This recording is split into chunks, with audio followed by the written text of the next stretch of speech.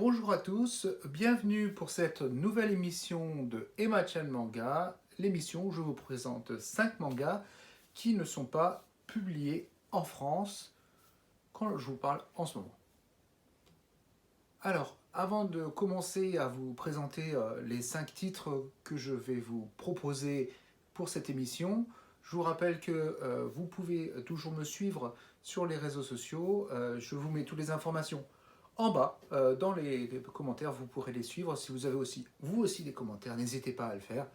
Voilà, donc on va commencer tout d'abord. Je vais vous montrer donc les 5 titres que je vous présenterai tout de suite, que je vais vous présenter. On a de l'humour, du fantasy, un peu d'horreur. Aussi, on a de l'original. Pour une fois, tous les titres que je vais vous présenter aujourd'hui, je pense qu'ils peuvent être publiés en France, vous comprendrez, en regardant avec moi. Alors, on va commencer par un manga qui s'appelle Chibiko Kenja Kara Isekai de Gambarimasu. Donc, comme vous pouvez voir, la couverture, elle est très très bien déjà. Je vous avoue, donc c'est en 4 tomes chez Kadokawa, édité depuis 2019.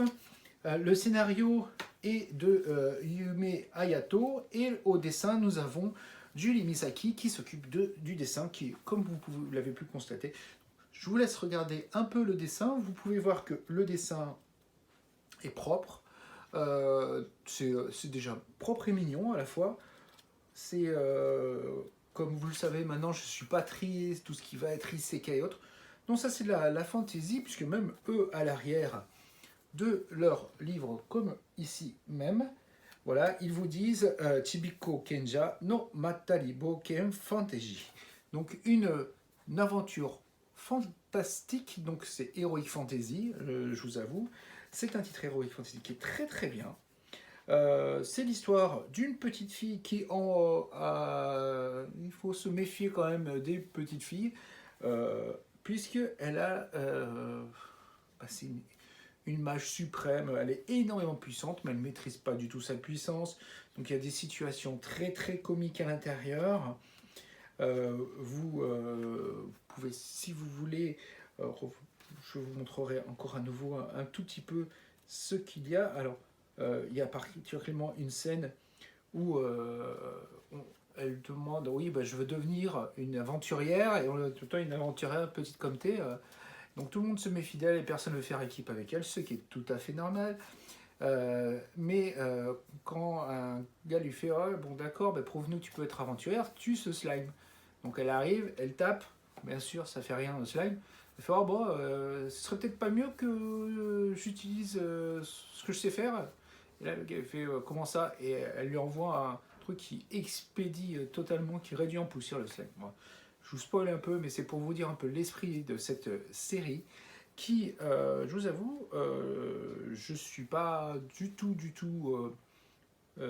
isekai et autres, mais j'ai apprécié, déjà par la qualité du dessin, qui est régulier, qui va avoir un mode chibi quand il va y avoir des petites bêtises qui vont être faites, les décors, utilisation beaucoup de trames, beaucoup de trames, les relations entre les personnages passent bien avant la forme générale. Je vous avoue, c'est pas. Je vais pas vous spoiler, ça c'est la mort du slam que je suis en train de regarder de nouveau, qui est vraiment très très très marrant. Donc, ça c'est un très bon titre que nous propose Kadokawa, qui est en 4 tomes. Il est encore en cours, j'ai vérifié tout à l'heure, il est toujours en cours chez Kadokawa. C'est un titre très très mignon. Voilà, donc à ne pas hésiter. Donc moi je le vois très très bien chez pas mal d'éditeurs français, parce que ce n'est pas de l'isekai, ce n'est pas du tout c'est du fantastique, mignon, rigolo, c'est une petite touche de fraîcheur, voilà. Euh, c'est très agréable à lire. En plus, le premier tome, Sylvain Ramon, il n'est pas très épais en plus. Alors, que je vous dise pas de bêtises, il marque toujours le nombre de pages. Alors, combien de pages? Excusez-moi, je ne veux pas vous dire de bêtises. Voilà, bon, faut savoir aussi qu'à la base c'est un light novel, hein, de toute manière. Hein. Voilà, bon, le nombre de pages je sais pas, mais il n'est pas très très épais. Mais c'est un titre que je vous recommande sans faute. Chibiko Kenja. Chibiko Kenja Kara Isekai de Gambarimasu. Level 1 Kara, j'ai oublié, level 1, donc de niveau 1. Voilà. Donc alors qu'elle est au niveau 1, niveau 1, elle est déjà très très forte. Alors, maintenant je vais vous montrer un manga que je pourrais dire c'est un ovni par le terme qui est abordé, même s'il est très très très comique. Ça s'appelle Saiki-san wa nemutteru. Alors je vous montre l'avant et l'arrière de la couverture, puisque comme vous voyez, elle dort en plaçant la règle entre ses deux seins et une gomme au-dessus pour pas que le prof la chope en train de dormir en classe. Ce qui se passe, c'est que cette demoiselle est en plus la déléguée de classe et elle a été choisie déléguée parce qu'elle s'était endormie. C'est pas du tout de la maladie, c'est juste elle aime dormir. Donc voilà. Et les trois quarts du temps, c'est vers la 5e heure de cours. Donc à peu près juste après manger, on va dire, à 14 heures qu'elle aime particulièrement manger. Je ne vous dis pas pourquoi, dormir, pardon. Je ne vous dirai pas pourquoi elle apprécie dormir. Il y a une raison qui est déjà expliquée dans le premier tome. Et ce qui est très marrant, c'est que son voisin de classe, donc celui qui est sur le bureau juste à côté, remarque qu'elle s'endort. Et toutes les techniques qu'elle met en place pour pouvoir dormir sans se faire gauler par le prof. Je vous avoue, c'est très très marrant. Le dessin, je vous laisse le regarder. Vous verrez qu'il est très régulier. Le dessin, il a vraiment du beau travail. Pareil, là, on fait surtout passer les personnages avant le décor, même si quand il y a du décor, c'est très travaillé, c'est très agréable. Alors, je vous ai toujours pas dit qui était l'auteur. L'auteur, c'est Haruka Lubinson et Kukikuji Yo. Édité chez Kodansha en 2018. Il y a 5 tomes qui sont finis. C'est un titre fini en 5 tomes. C'est un truc que je verrais bien chez à peu près la majeure partie des éditeurs français. Très très marrant. J'avoue, je le verrais plus dans le style de Pika parce que sur le principe scolaire et autres, ça ressemble un peu de Komi-san. C'est vraiment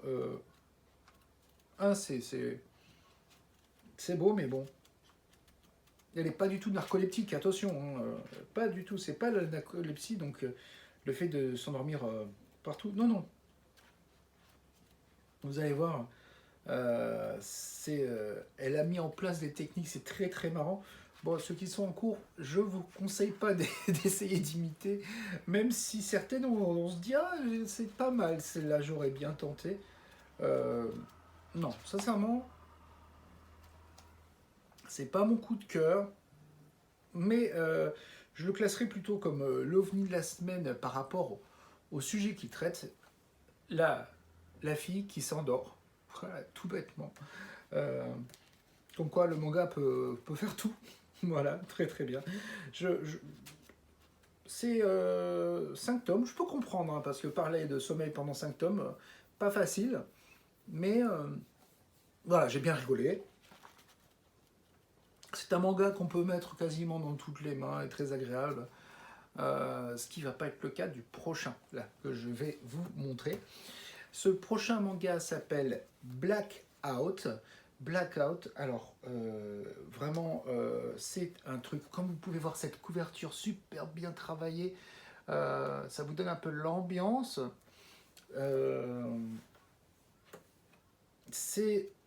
Alors, il y a de la violence, c'est pas à mettre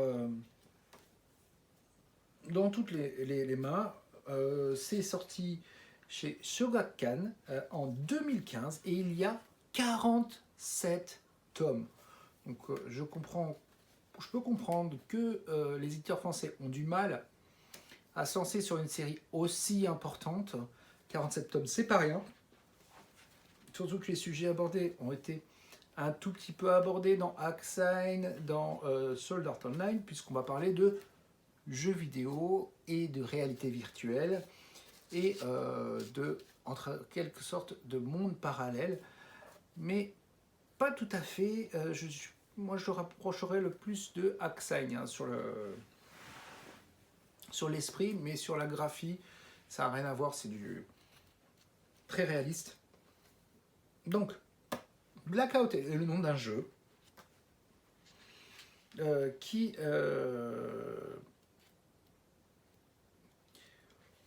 au début de l'histoire, on se retrouve avec donc nos héros, notre héros qui s'appelle, alors je ne vais pas vous écorcher son nom parce que voilà, il s'appelle Shibuya Kazuya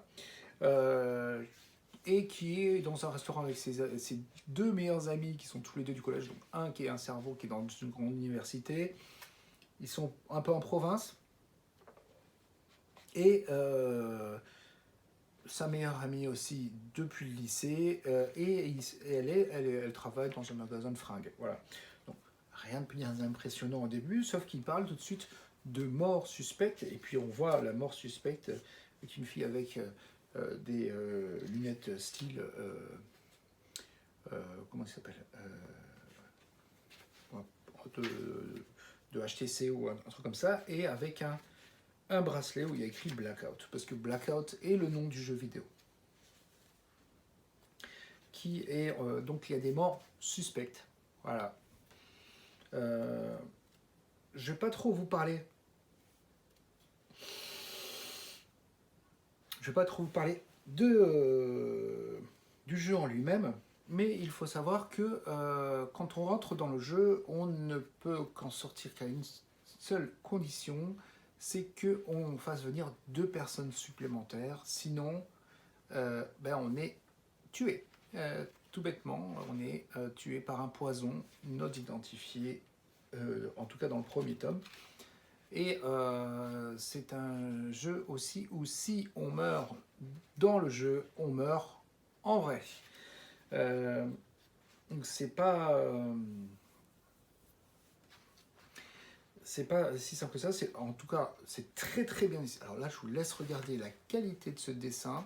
Vous savez que j'aime pas trop les trucs gore, mais c'est beau, c'est bien dessiné, c'est régulier, on comprend largement pourquoi il y a 47 tomes là-dessus. En plus quand vous travaillez, quand vous commencez à lire l'histoire, vous êtes à fond dedans, il n'y a aucun problème. Puis ça doit être, hop là, le fait que je vais vous préparer pas mal de choses derrière. Et on a vraiment, voilà. Alors, ce qui est aussi preuve de qualité sur ce titre, puisque on a, d'un côté, on a Kuroi Lansuke, qui a travaillé quand même sur Epidista, sur Savannah Game, donc Blackout. Il a travaillé donc sur énormément de titres. Zetsubo no Eve, Love You 00, 25, 21. Enfin, voilà, il a même son Twitter. Il a même mis son Twitter. Donc c'est le scénariste et le dessinateur. Alors le dessinateur, normalement, vous connaissez Maekawa Kazuo, puisque, alors, il a travaillé, que je vous dise pas de bêtises, il a commencé chez Kodansha, parce qu'il a gagné même un prix, il a gagné le prix Tetsuya, Chiba Tetsuya, le 34e prix de Chiba Tetsuya, dans la catégorie Young, voilà, il a été choisi pour Togi et Seki Den DE148. Ensuite, il a travaillé aussi sur Phoenix Wright, Gyakuten Saiban, donc Nana O Chito Itsu, excuse-moi, Chito Itsu. Il a travaillé donc sur le Blackout, qui a fait 47 tomes. Donc c'est quelqu'un qui a vraiment un très beau dessin. Si vous aimez le style graphique de Phoenix Wright, alors voilà, jetez-vous parce que c'est beau. Ben, franchement, c'est beau. On reconnaît quand même le style. Il se reconnaît. C'est du très très beau. Et ben, je vais vous étonner. C'est mon coup de cœur de ce mois-ci. C'est un truc assez violent. Mais l'intrigue est très très bonne. Je comprends tout à fait les 47 tomes. C'est fini. Ça a commencé en 2015. Alors, 2015, nous sommes en 2022. 47 tomes. Donc, ça fait que par an, en général, il a sorti 5 tomes. C'est pour vous donner le rythme, puisque en plus, mais non, c'est pas 5 tomes, c'est bien plus, puisque il a sorti 6 tomes, excusez-moi, puisque c'est en 6 ans qu'il a fait ça, enfin, entre 6 et 7 tomes par an. C'est énorme la quantité de travail qu'ils ont fourni tous les deux, et puis surtout un truc de grande qualité.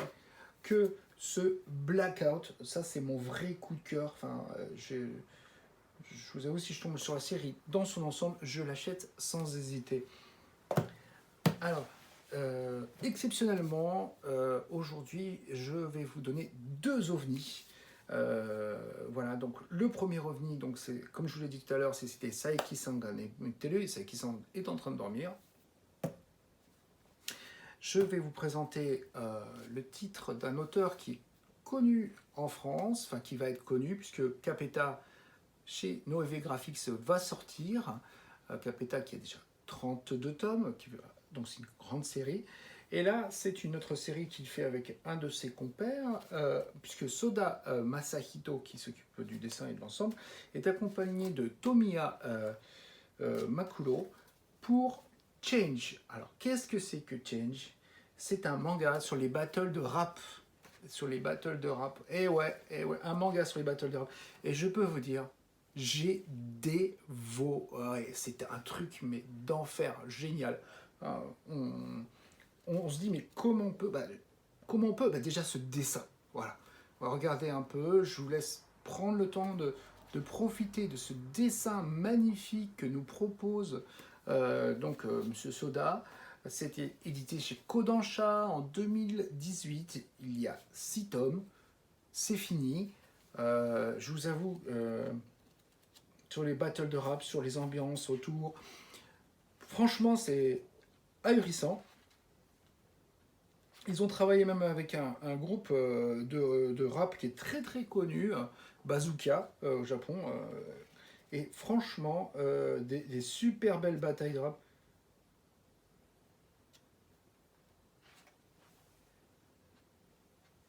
Et donc, c'est des jolies battles avec... franchement, c'est des lycéennes qui font du battle de rap. Voilà. Il n'y a pas du tout de ecchi dedans, il n'y a pas de service, c'est vraiment les personnages qui sont mis en avant. C'est le style de Soda qui veut ça aussi. Franchement, c'est un truc qui est génial. J'avais adoré, j'adore Capeta même. Malheureusement, je ne vous le présente pas parce qu'il va sortir en France. Donc, avoir trouvé cet autre manga de cet auteur excellent qui est Soda Masahito, en plus en 6 tomes, moi je vois très bien ça sortir également en France parce que c'est vraiment une tuerie que ce Change de Soda Masahito et Tomiya Makuro chez Kodansha, sorti en 2018. 6 tomes, c'est fini. Mais qu'est-ce que vous attendez les éditeurs français pour aller là-dessus? Franchement, tout comme Blackout, ce sont des tueries. Blackout, je comprends, c'est très gros, 47 tomes. Mais là, il n'y a que 6 tomes. 6 tomes pour cette perle-là. En plus, il y a vraiment de l'affect, il y a vraiment... on sent la pression des battles. En plus, le traducteur qui va passer derrière, il va s'éclater parce qu'il va falloir faire des rimes, des fois faire des rimes foireuses aussi, parce qu'il y a des foirages, hein, mais des vrais battles. Et c'est super entraînant, quoi. Enfin, voilà, donc Change, voilà. C'est un manga que vous ne devez pas louper. Les éditeurs français, c'est à vous que je parle. Dernier manga que je propose aujourd'hui. Donc c'est une licence très forte, très connue. Alors c'est Boogie Pop. Donc là c'est Boogie Pop Hat Down. Yo Ake no Boogie Pop en japonais. Il y a un titre anglophone bien sûr aussi avec. Le voici. Donc c'est fait par Kore Kanono et Koji Ogata au scénario. Sorti chez Kadokawa en 2018, il n'y a que 2 tomes. Donc c'est un pari pas trop craint. Donc il y a des incidents et un sorte de détective privé s'occupe de les gérer et surtout d'en finir avec ces phénomènes, on va dire, de Boogie Bop. Bon, c'est un peu même un peu et même très etchi, je dirais, sur certains points. C'est gore. Alors par contre, il y a certaines scènes qui sont très très gore. Je vous laisse regarder. J'ai essayé de passer les scènes gore quand vous regardez. Vous allez voir par contre que le dessin est propre, travaillé. Les décors sont assez présents, j'ai trouvé. Même s'il y a beaucoup d'utilisation de trame parce que ça se passe souvent la nuit